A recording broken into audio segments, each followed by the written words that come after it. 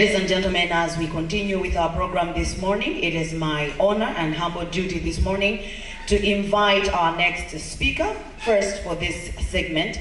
And this is none other than Mr. Ron Ngwira, Chief Executive Officer, MIPS Agriculture Malawi Limited. A round of applause as he comes to talk of global supply chain management for production and export competitiveness.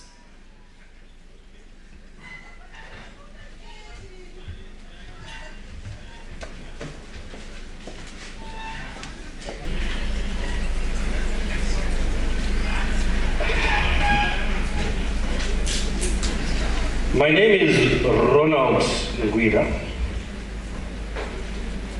I am a farmer,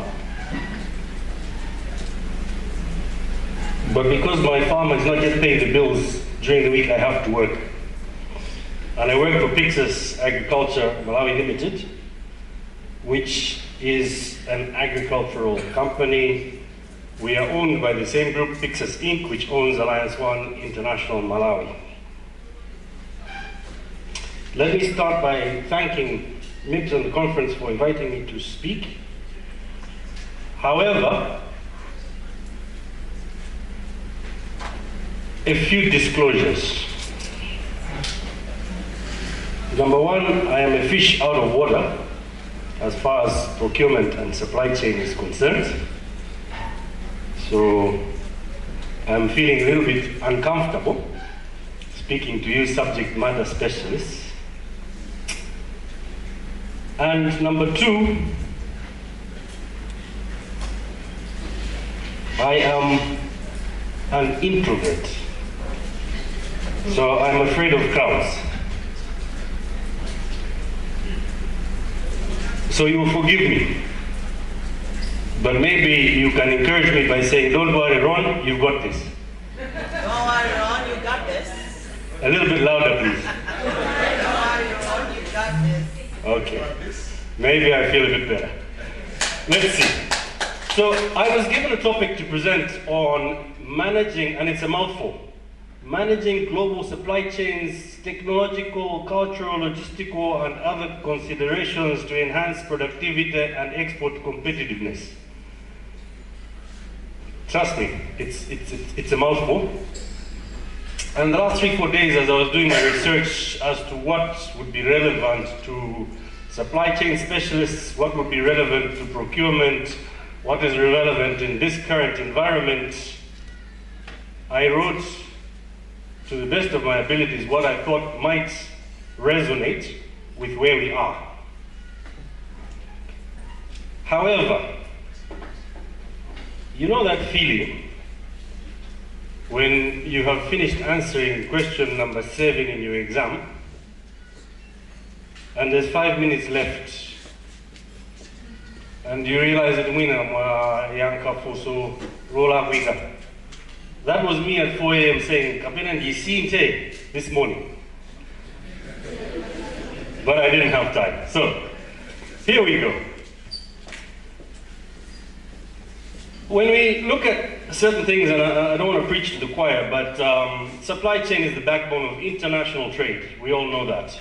Supply chain efficiency is no longer a competitive advantage. It is a requirement, says McKinsey. Visibility, agility, and resilience are key to unlocking supply chain efficiencies. And when we start to unbundle the supply chain, Malawi, exportive competitiveness, and I put together the themes I was being asked to touch on, which include technology, culture, logistics, and others, that address our competitive advantage and that address our improved productivity, in the context of Malawi, Ndinajama. So I decided just to make it the color of Malawi, the flag, to see a picture tells 1,000 stories. So anyway, my presentation will go through the macroeconomic situation where we are now. It'll go through some of the compliance escalation things we are seeing on the supply chain that we are in and others are in. We'll talk about ESG considerations, economic misalignment, agricultural supply chain reliability, logistical challenges, opportunities, and the African continental free trade. And I will try to link it into language that you speak, but procurement and supply chain speak is not my first language, neither is my second language, neither is my third language. And if I get the terms wrong. So, as we start,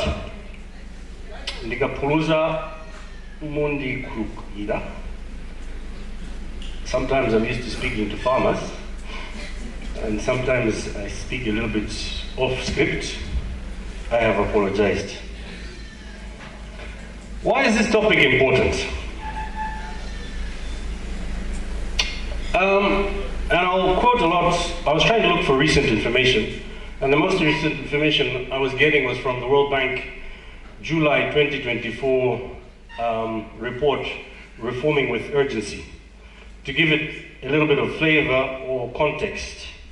Now, for most of my slides, I was asking a few people cleverer than me, Maganizao, on what I am about to say, etc., etc. So, when we talk about where we are today, and when we talk about why this discussion is important, according to the World Bank, in July 2024, when we talk about Malawi's fiscal deficit, we are at 10%, our fiscal deficit in Malawi is 10% of our total GDP.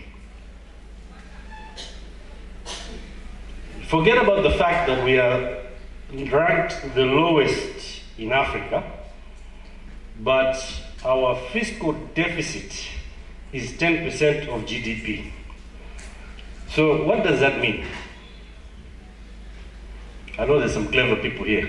Does somebody want to tell me what that means? Negative 10% is our fiscal deficit.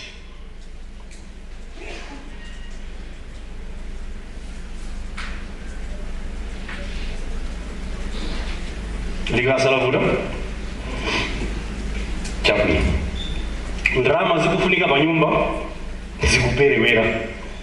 zikuperewera rikutali. If you take all the money in Malawi, the total gross domestic product, to run our country, we are 10% short, or we are the lowest performing in terms of fiscal deficit in Africa. So, getting exports competitive is an important topic. So when I asked a few people what they thought about that slide, this is what they said. Nzoli samanyazi, wina jana ngotsonya basi.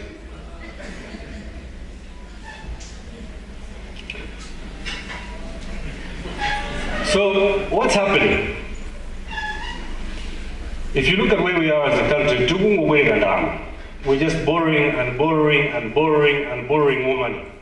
If you look at our percentage of GDP being borrowed, in the 2015s we were around the 40%. Right now we're at 88-90% of our GDP, which means you have borrowed, your entire year's earnings have already been borrowed. 90% of our total gross domestic product is what we owe in debt. So if you take your entire salary, and you know you have Ngwira, and the interest rate is high, 25-30%. You're working for interest, for paying off the banks. And if you look at where the money is, these are treasury bills, these are treasury notes, these are domestic borrowings, and that is foreign debt. So basically, 90% of all our annual gross domestic product in drama zaidi. That's what we're running our country, that's where we are, and you can see the trajectory where we're going. Now, where is that money going? Why is it not going into productive use? When I asked my friends to comment on that slide, they said Malawi is like that cousin. Also, I know we all have washibari winoachi. Kazochi, kabwele achimwene sisi bwino.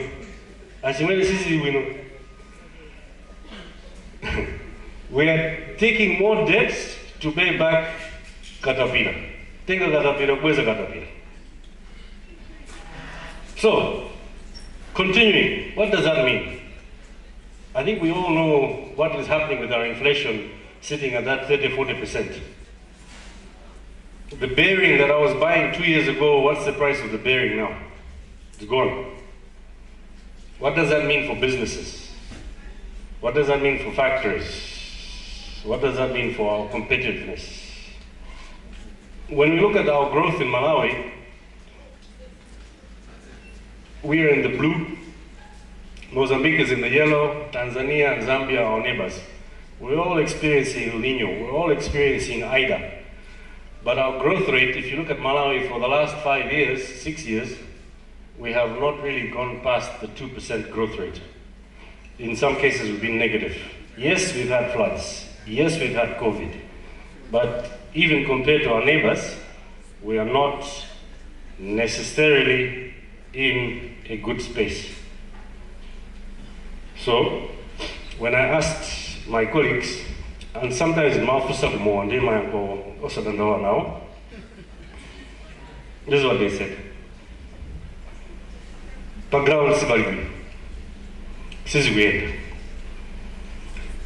Now, these comments, are we accepting them as status quo? Are we accepting them as the way things are? So what does that mean for exports? Because we're here to talk about competitiveness and exports. If you look at our trajectory since 2006, 7, 8, in 2011 we exported 1.7 billion. Now we went down to about 800, 900 million. This year at 1.1 billion exports, compared to imports of 3 billion. So we're importing 3 billion, Pajaga, we're exporting 1 billion. Where's the other 2 billion coming from? And why are our exports been going down? Export bans, price controls, government minimum prices, unpredictability, sugar, fuel, sobo. Why have I put those 3 things up there? They're just examples. With government export bans, with controls, for instance, you cannot put the price of sugar up beyond this price. What happens? All along the border posts, our sugar is cheaper than Mozambique sugar. Our sugar is cheaper than Zambian sugar. Where does our sugar go? Across the border. And then we have to import, using our no dollars, we import sugar because Amara would not sugar food. Who's from Milovo here?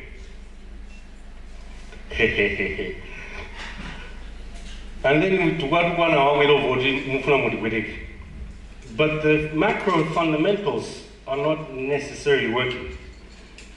Anybody from Karonga here, or any of the border cities, you can't get fuel there. Why? Our fuel is too cheap. All the tankers that are bringing in fuel are kutira mafuta guno. They used to tira mafuta wao, kumaza tira mafuta guno, ndukuwela now full tank. All the border cities in Chinji, Karonga, there's no fuel because it goes across the borders. If you go to that side, the Mozambicans are buying our fuel. Our fuel is too cheap. So when you look at the macroeconomic situation, some of these things are being fueled by our policies internally being misaligned. What about the trade balance and our FX supplies, our foreign exchange? So again, if you look at it on a monthly basis, we are exporting somewhere around $60–70 million, but we are importing $300 million. Exporting 70, importing 300. Where's Julius?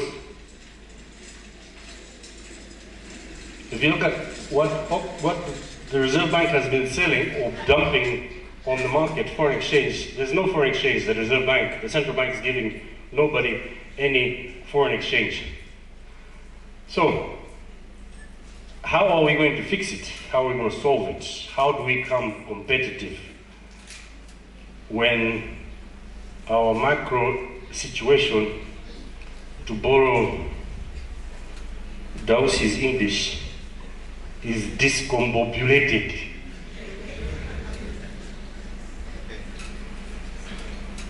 So when I asked my drug professors, some of them said, we can't access forests to buy essential raw materials.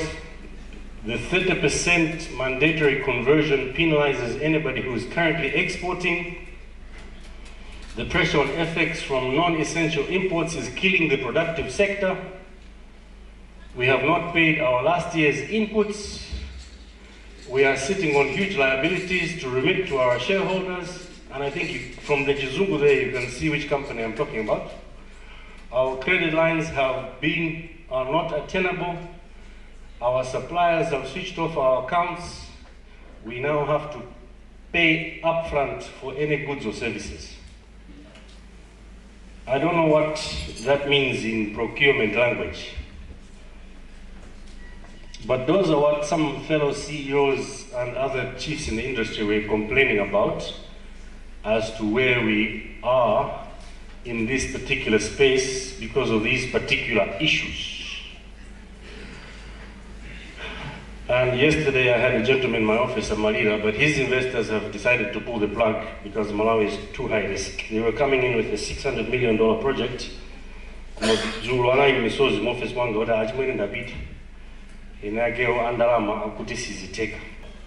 Final results, what happens?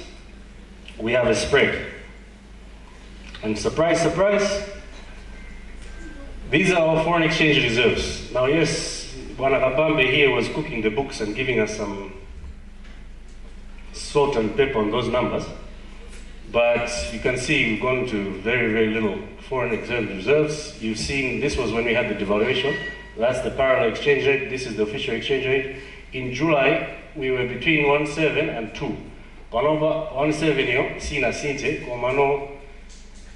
From a lot of people, when we are buying anything that's imported, the rate they're using is around the 2.620, somewhere there. Now, the spread between the 2.620 and the 1.7 is sitting at 48%. So, here's poor little Pixas. We're in the business of groundnuts. And I find a buyer in Kenya for my groundnuts. And that's about $2. As an exporter, I go through the 13 different documents from 5 different offices, ministries, and authorities. It takes me 6 weeks to get my paperwork. And I move my product to Kenya, and they pay me 2 months later, $2 a kilo. Reserve Bank eating the first 30%, and the 70%, my fellow bankers in here, God bless you, Satanas, will pay me 1,752 kwacha for the dollar.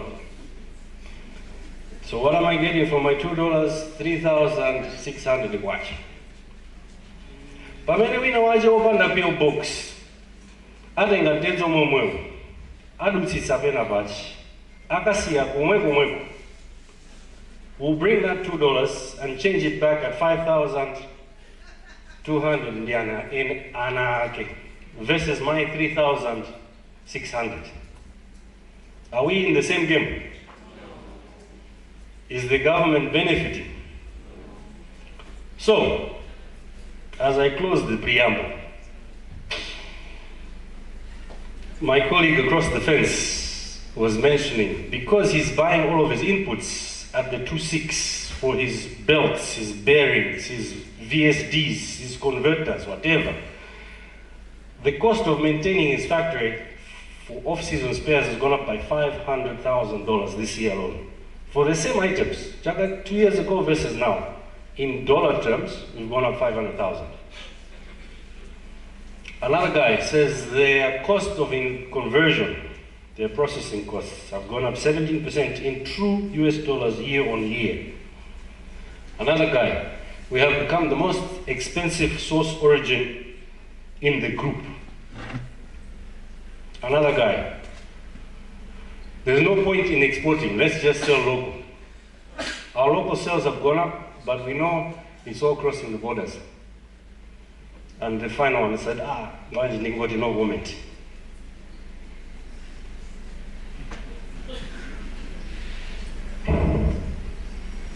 So, you remember the topic I was given? What was it? Competitiveness, growing exports, manye vishikura.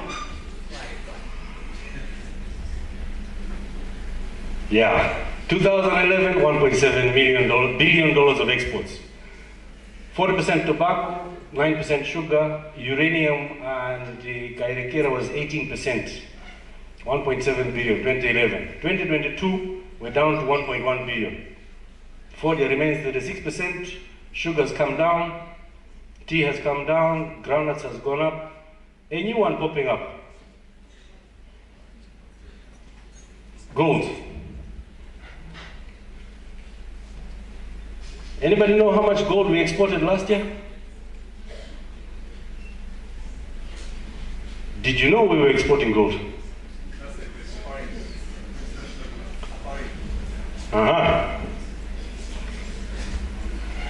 So, over those years, what's happened? Fordia has gone from 668 million down to 400. Sugar has gone from 164 million exports down to 30. Groundnuts has gone from 25 to 80, gone up. Tea from 87 to 80, Sina Sinti. Uranium from 310 to 0. Komaka Golidega from nowhere. Who knows? Who's exporting it? Where's it going? Where's the money coming to? Quarry. So I'm done with the macros. Not a very pretty picture. Yeah? We can all complain. Last night, Muda Kudamo and Makumva. It's easy. Background Balim. When you go into PT's, or PT's and second, Chibiku Plus, that trolley, Iguawa, right?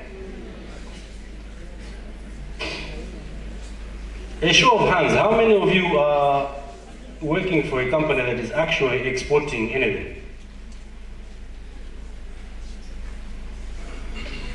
Mangwetu. 1, 2, our kind of ways.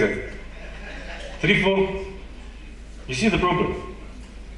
We're in the supply chain, we're in the procurement, but we've only got 4 individuals out of this entire group of companies, wonderful companies, beautiful people who are actually exporting anything. So, there are 2 angles to the presentation that I was asked to make. One is exports and 2 is competitiveness. Now, as I mentioned and declared, I'm a farmer. And so more agricultural oriented. I won't touch mining, I won't touch Zin and Dizin also.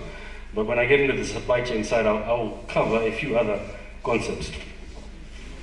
Excuse me. In the agricultural space, for years we have been brainwashed and brainwashed and brainwashed. Agriculture is about smallholder farmers. Smallholder farmer, smallholder farmer, smallholder farmer, smallholder farmer. Mbuzi zoka zoka. If you look at the groundnut yield, since 1964, Malawi, this blue line here, we're sitting below the 1 ton a hectare, Sina Sinti. There's the United States of America, 4 tons a hectare. South Africa, somewhere around the 1.5 tons a hectare. When you look at maize, there's Malawi, since 1961, flat line. We've gone from 1 ton, we're sitting around the 2 tons now. Actually, this year, for we're down. Whereas if you look at Southern Africa, it's sitting around the 5 tons. If you look at the world is getting 8 tons a hectare, Chimanga. Komaifield is 1-2 tons. A quarter of what our colleagues are getting. So if we are going to grow our nation, if we are going to become competitive, if we are going to compete with the world with these numbers, if I move to fertilizer, that's Southern Africa, we've been using a lot more fertilizer. Kamalaga took us since 1960. We've just crossed 200,000 tons of fertilizer a year. If you look at the soybean yields, we are flatline. There's the world. The world is at 2.5, 3 tons. The US is at 3 tons, if it is about 1 ton. So from a productivity basis, there's been a lot of money being invested. AIP, Azirangis, NGOs, you hear EU, DFID, World Bank, 200 million, 400 million, $700 million. Where are the results? From a productivity basis. So, I'm here to talk about supply chain, challenges, and opportunities, and what we are seeing in this space. I've been in the space for 30 years, 20 of them with Alliance One, 5 on tobacco, 5 with groundnuts now. But when we look at what's happening in this space, Kalikali, there was not so much compliance and regulation in terms of supplying the world markets.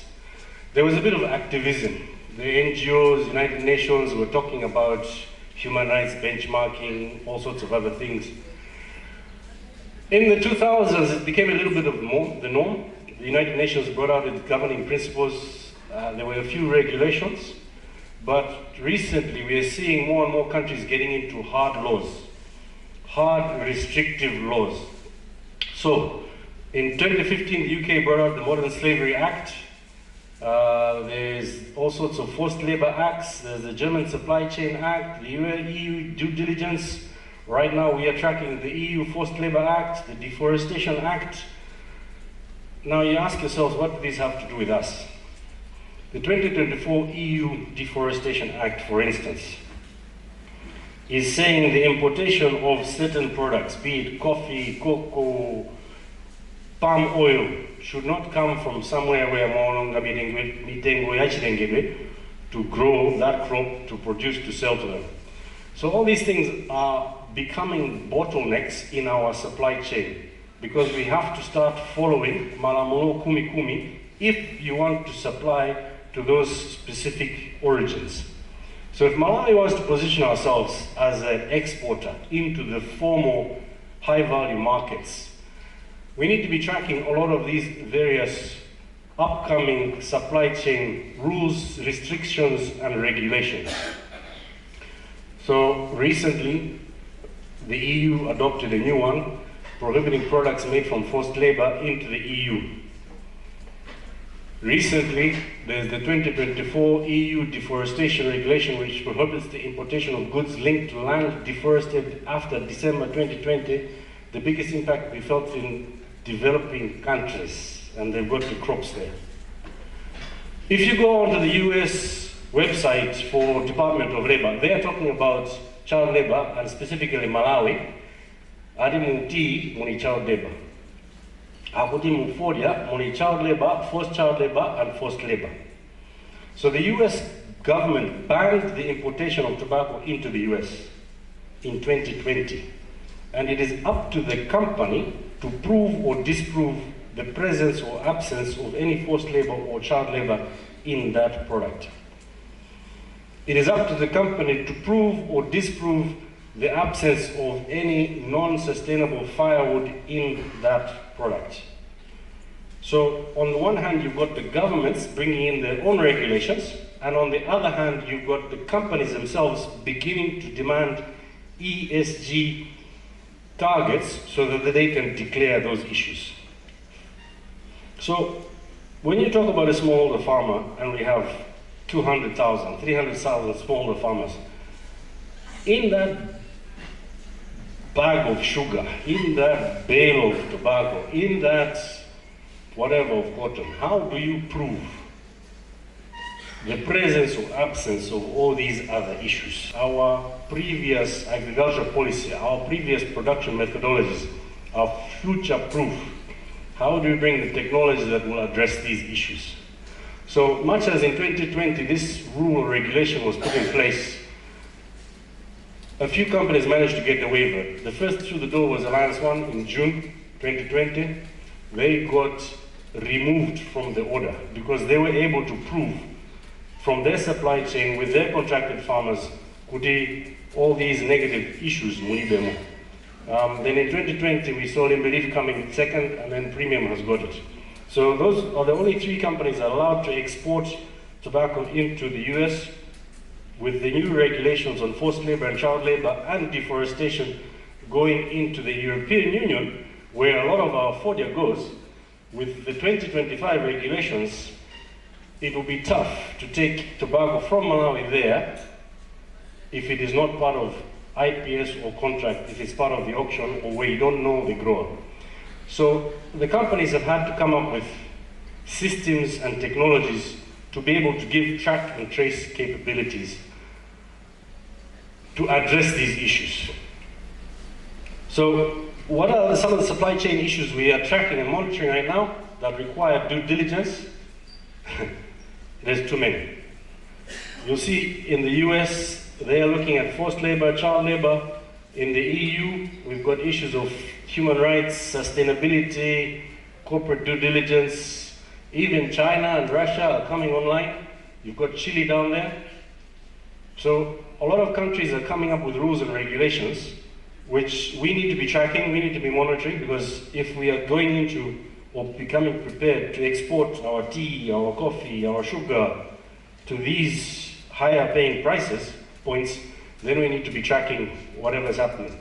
But as you can see, just in 2024 alone, Malamo kumi are coming, and they're becoming more and more. So if Malawi wants to position itself as a market or an origin of export opportunities, then we need to start addressing supply chain due diligence and see how to go. Corporate sustainability reporting is another one that's important. So, modern supply chains, and I'm speaking to 2 or 3 industries, tea, tobacco, and sugar currently, are requiring to have traceability, IT-based solutions. They need to report on their sustainability, their forestry, their water programs. They need to monitor the labor practices. They need to monitor the supply chain due diligence. There was one year, I think 2 years ago, we had 14 different audits from different companies to make sure what we are saying is true and valid, and ensure that there are contracts. It is happening, it is achievable. But when you want to try and just say, Malawi is going to export 200,000 tons of something to somewhere next year. Have we taken into consideration our supply chain traceability? Forget about the quality issues. If Bridging Foundation is who they say they are, and they're going to take all these products to Europe, are we really up to speed with those issues? They're monitoring things like living income. How much are those farmers being paid? Biodiversity. Carbon neutrality. How much diesel, energy are you using? Coal are you burning? Water stewardship. Zero deforestation. So I was asked to give examples of the space I've been in, and there's been some huge investments, and those investments are not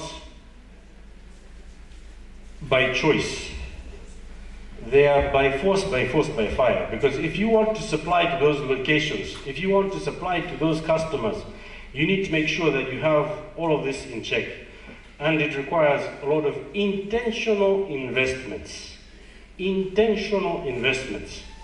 So coming a bit closer to home, Alliance One Tobacco have had to recruit a lot of the extension workers, have had to invest in water access, sanitation and health. Why should we be putting in boreholes as a company? For Guriankurus. The company over the last 7 years has put in 534 boreholes to make sure the suppliers or the growers who are providing tobacco to go to certain customers are Ngwira. Is that the role of a producer or is that the role of government? I don't know. The last 10 years we've been planting trees. As Alliance One and Pixus now, we have 7,000 hectares of Nkarango. We're the second largest timber operator in the country. We're moving 2,500 truckloads, 30-ton truckloads of firewood a year to supply to smallholder farmers, to sell to those European markets. So la EU, forestry, whatever, we are not worried because we will be able to meet those demands. But it started 10 years ago. It started with $10 million of investment into forestry to be able to supply and meet and make sure that those opportunities are being met. But if we're starting some new journeys under MIP 1, MIP 2, MAI 2063, are we taking all these things into consideration at a national level? Because there's no point in every single company doing it, bulk. Are we doing it at a national level? Again, as an example, in terms of the environmental social governance, you've got the sustainability goals, you've got the human rights, greenhouse gases, water extraction, wash, income, labor practices, crop residues, mankwala, chemicals. And we have to publicly declare, and it requires IT systems and solutions and technology to be able to comply. So compliance is becoming a painful but necessary thing.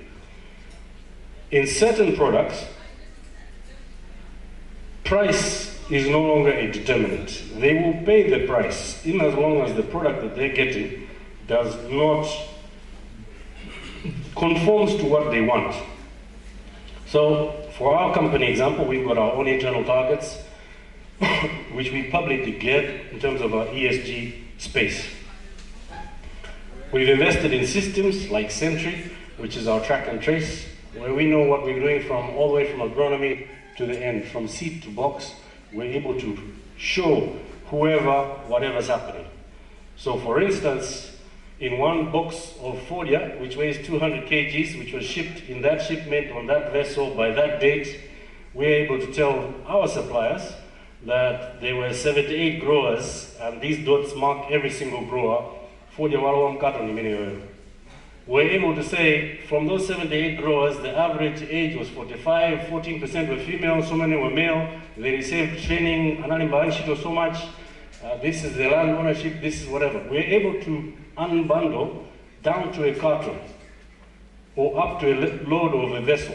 For instance, if you want to go down to the specific farmer, if you choose one farmer who was in this, let's say that farmer there as an example, you're able to say, okay, Mr. Moses PD has been growing tobacco for 8 years. This year he had 36 bales, and in that lot, bale number chaputi, and that was the price, and and this is how much money that farmer has made. So these track and trace solutions require money. They require investments, they require technology, they require planning. But without technologies like this, you'll be unable to get into the high-level markets. So moving on to the third part, I think we all know, and I've spoken a lot about it, the FX costs putting pressure on manufacturers, FX availability putting high inflation, cost of capital borrowing over 30%, material inflation in kwachas above inflation rate. These are all true, real, hard hitting.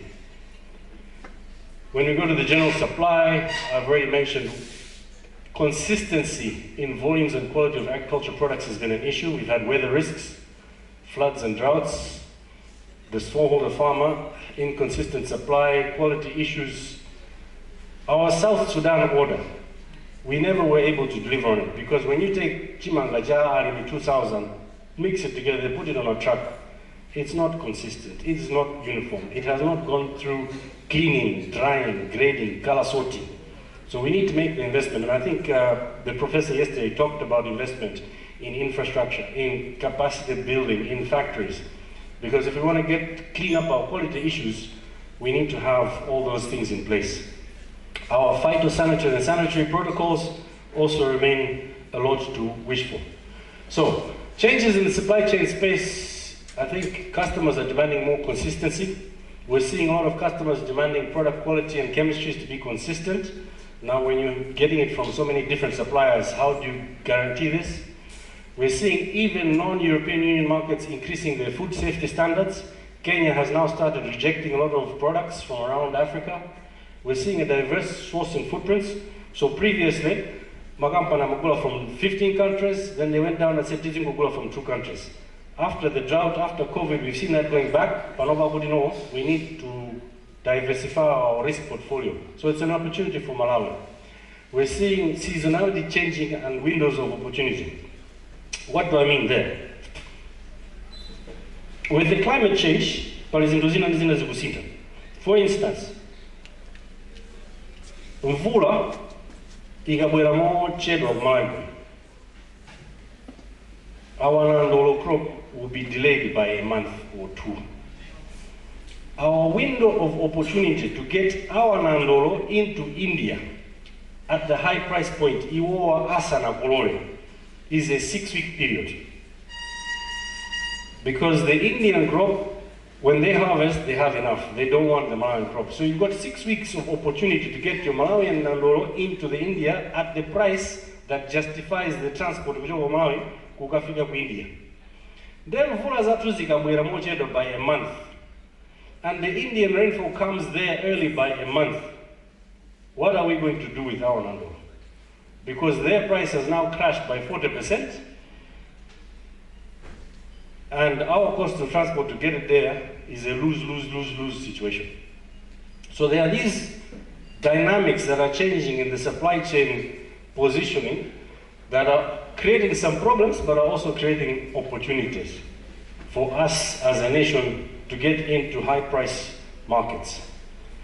From the logistics side, we all know our challenges. Mainly roads, the cost barrier is extremely high. Anzat Fanama is in Sanje in Malalaka. I don't know what's going on there. The internal networks need improvement. Our internal shunting rates are too high. Container availability remains a challenge if you're exporting. Plugging into vessels with the COVID and the wars in the Middle East is being an issue. We only have 1 cargo plane coming in every Thursday. It's only dropping off Katundu. It's not really taking off anything. But for us to move product from Malawi to Dubai by air, it costs me $2.80 a kilo. And there's 1 flight a week. From India to Dubai, it costs 23 cents. And there's 100 planes a day. Now if I'm taking the same product, kindly audio, kindly channel, from Malawi to Dubai, I'm paying $2.80. They're paying 23 cents. Are we in the same WhatsApp group? But I'm glad we got some clever logisticians. We solve. We go and borrow beta after beta. And we throw it at NIF. We throw it at Mike. We throw it at all sorts of things. And we create the hunger for dollars, but we're not backing it or exporting it with anything. It's going to be a problem. When we keep on penalizing exporters with the 30% remittance and 1752, we won't see any exports growing. So at some point in time, we need to align our currency. You can agree to disagree, but it's better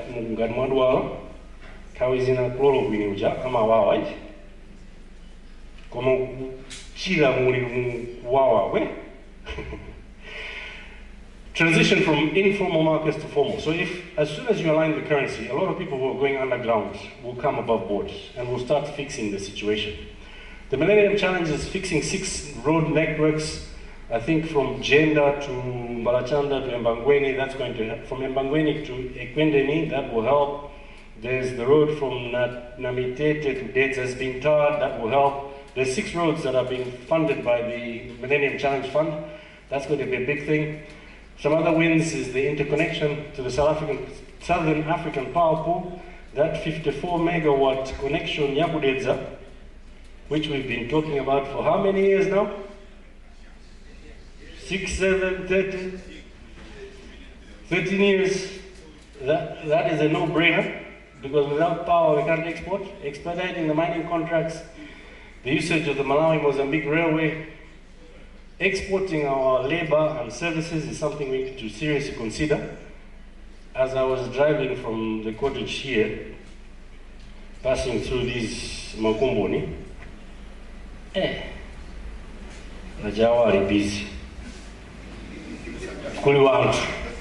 Kuliwana. We need to think about exporting them. There was a lot of plastic everywhere. Maybe we can export our plastic as well.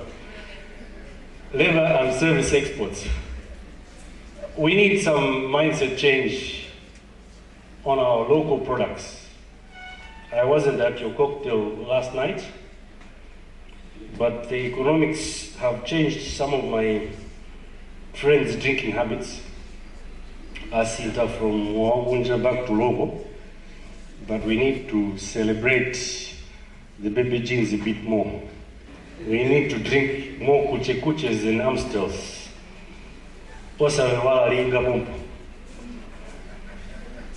Mindset change on our local products. The Shiri Valley Transformation Project will be a nice thing. The mega farms will be a nice thing. However, some of the opportunities getting plugged into more e-commerce. How do we get there? How do we create regional warehouses, logistical satellite depots, position our product in the region?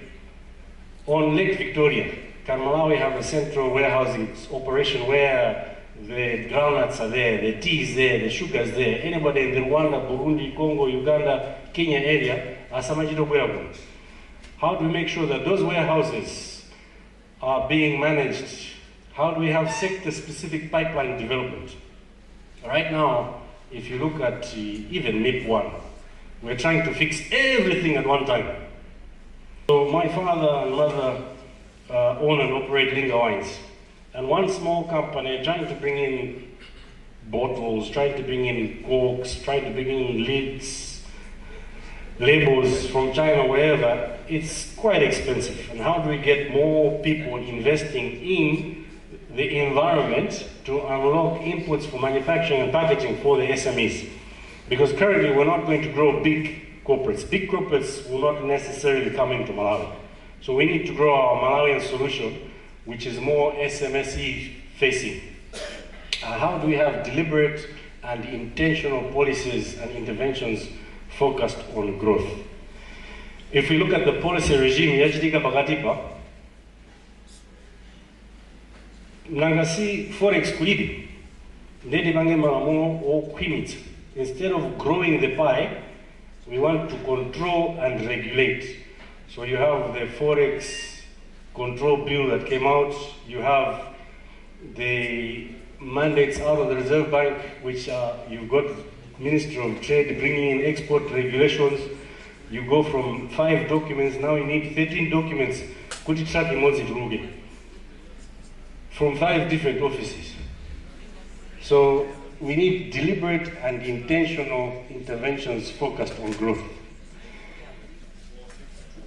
The World Bank says certain things, but in wrapping up, where are our exports going? So in 2022, the 1.1 billion, where did it go? About 30% went to Asia and the Middle East. About 30% went to Manila.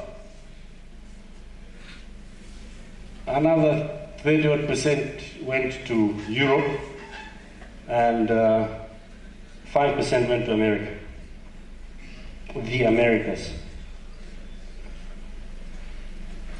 What's going to this UAE, Musanandoli? That's the gold. That's gold. 21% of the 21.4 is gold. However, if you remember this slide, if we want to grow exports, if we want to grow quickly, if we want to be competitive, with all these rules and regulations in the global north, kumene kuli kuwera nkuti ava pali mbere tizimozi. So some of you who see me present before, this is my favorite slide. There's Malawi. The brighter the color, the more dense the population. So, kumpodo wa alusali busy. Kuma kumwela konde, simu kugona. Amalawi tilipo. There's Joburg, there's Cape Town, Tuwala Bangon.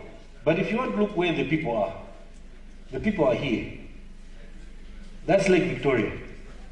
Burundi, Rwanda, Uganda, Kenya. 580 million people. 2 days by truck from Malawi.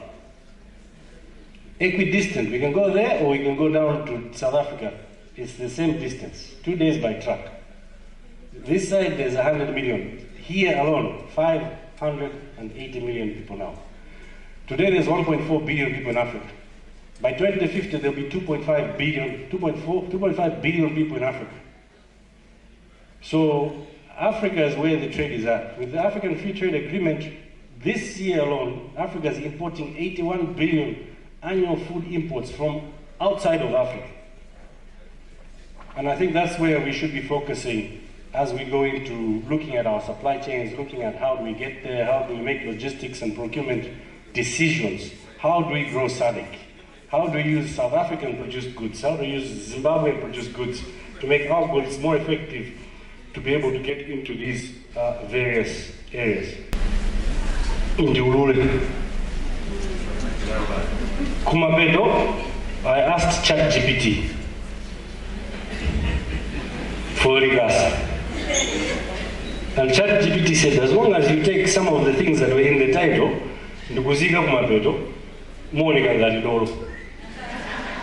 so effective management of technological, cultural, and logistical factors are key to enhance Malawi's supply chain efficiencies. An optimized supply chain will boost productivity. So there's room and need to optimize inputs, costs, time of deliveries. We've seen a lot of people moving away from just-in-time deliveries to now strategically positioned because of ESG footprints. We all need to play a part in designing and engineering Malawi 2063, our National Export Strategy 2 for a future of our generations in Malawi. It's not for us. You are the Satans. We have stolen from our grandchildren, but we need to fix it for them. Our supply chains are evolving, so tech-savvy strategies are key to drive this agenda. We only have one Malawi, so let's be deliberate in building a better Malawi and demanding better delivery and better progress. And ultimately, it starts with you and me. When I was sitting here in the morning, I was remembering my recently passed brother, and when SKC he was here last year talking about mindset change and all sorts of other things. But anyway, life happens, shit happens. But anyway, we are all accountable. So how are we going to position ourselves that in the next 2-3 years in this supply chain event, we have more than 4 people who are export looking?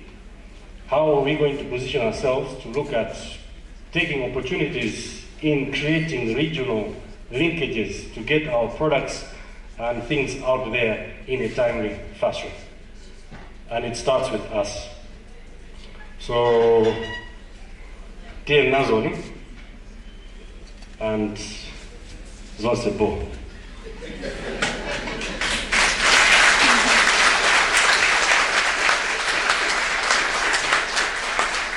Thank you. Thank you very much, ladies and gentlemen. That's Mr. Ronald Ngwira for you. Another round of applause. Well. He's given us a lot of something to digest, eh? Yes. A lot of things to think about, not just Zap procurement, but thinking outside the box and showing us that there is no box. Thank you so much for that presentation, Mr. Ngwira.